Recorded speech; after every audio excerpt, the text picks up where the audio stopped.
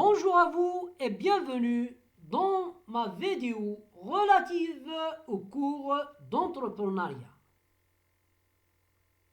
Je précise qu'il s'agit d'un cours qui rentre dans le cadre de la formation aux technologies de l'information et de la communication et pratiques pédagogiques au profit des enseignants universitaires nouvellement recrutés.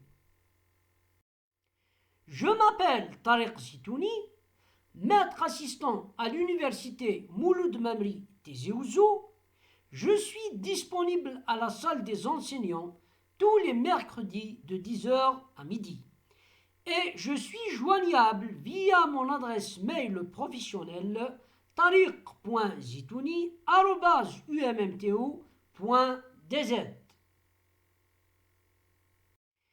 Il est à rappeler que ce cours est destiné aux étudiants de Master 2 spécialité écologie animale, biodiversité et écologie végétale. Ensuite, je dirais que ce cours est divisé en 4 parties. La première d'entre elles est l'introduction, qui est une présentation globale du concept de l'entrepreneuriat. La deuxième partie est le chapitre 1, relatif à l'entreprise et à la gestion d'entreprise. La troisième partie est le chapitre 2, relatif au montage du projet et à la création d'une entreprise. La quatrième est la conclusion, par laquelle nous concluons par l'importance de l'entrepreneuriat dans le développement des nations.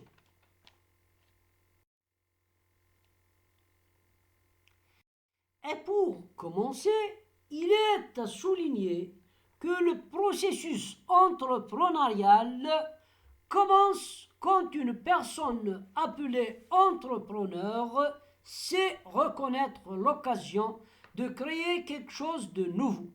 De façon formelle, l'activité entrepreneuriale est une action de dynamique humaine qui vise à générer de la valeur ajoutée par la création ou l'expansion d'activités économiques et par l'identification et l'exploitation de nouveaux produits, processus ou marchés. De ce fait, l'entrepreneuriat est l'action de créer de la richesse et de l'emploi par la création ou la reprise d'une entreprise. Et les formes entrepreneuriales varient selon le type d'organisation qui est mise en place par l'entrepreneur. Dans le premier chapitre, nous allons mettre la lumière sur l'entreprise en tant qu'unité économique, juridiquement autonome, dont la fonction principale est de produire des biens et des services pour le marché. Elle a pour objectif principal de vendre les biens produits et de faire des bénéfices. Et il est à souligner que l'entreprise cherche toujours la croissance économique. Nous évoquerons dans ce chapitre premier le point relatif à la classification des entreprises, car on peut les classer selon plusieurs critères, à commencer par leur statut juridique. Et nous distinguons entre l'entreprise publique, qui est une entreprise sur laquelle l'État peut exercer directement ou indirectement une influence dominante, du fait de la propriété ou de la participation financière à la majorité de son capital social, en disposant soit de la majorité du capital, soit de la majorité des voix attachées aux parts émises. Et l'entreprise privée, qui est celle créée par des individus ou des groupes d'individus dont le but de gagner de l'argent. Elles sont fondées sur l'offre et la demande de biens et de services et sont régulées par le marché. Ensuite, on peut les classer aussi selon l'effectif de salariés, qui varie entre moins de 10 salariés et à plus de 250 salariés. Et on les classe selon ce critère en très petite entreprise,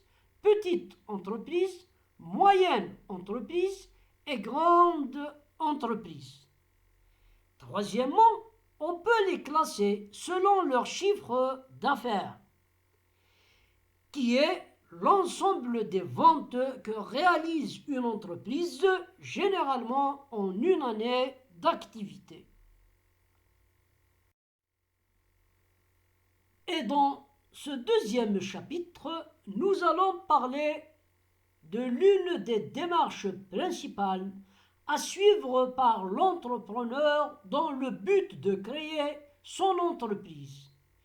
Car toute nouvelle entreprise doit suivre un certain nombre de démarches. Parmi les démarches que devra suivre l'entrepreneur en cours de création de son entreprise, on peut citer l'enregistrement au Centre national du registre du commerce, car toute nouvelle entreprise en Algérie est soumise à cette obligation. Et il s'agit là de la banque des données qui regroupe toutes les informations sur les entreprises qui activent dans le marché algérien. L'entrepreneur devra obtenir une attestation du Centre national du registre du commerce, dénommé extrait du registre du commerce. Dès lorsque une entreprise est immatriculée au registre du commerce, elle acquiert sa personnalité morale et devient donc un être juridique. De ce fait, la personnalité morale de l'entreprise présente de nombreux avantages. Elle réunit en premier lieu un nombre important de participants dans une structure bien organisée. La personnalité morale est indépendante par rapport aux dirigeants de l'entreprise. Dispose donc d'un nom, d'un domicile, d'une nationalité et d'un patrimoine distinct de celui des associés. Elle peut donc acheter, vendre, louer, ester en justice. Ces fonctions sont accomplies par les organes d'administration et du contrôle de la société. Mais en tant que personne morale, il ne faut pas perdre de vue que l'entreprise fonctionne et exprime sa volonté par voie des personnes physiques. Enfin, les sociétés disparaissent avec la dissolution de la personne morale de l'entreprise. Merci pour votre attention.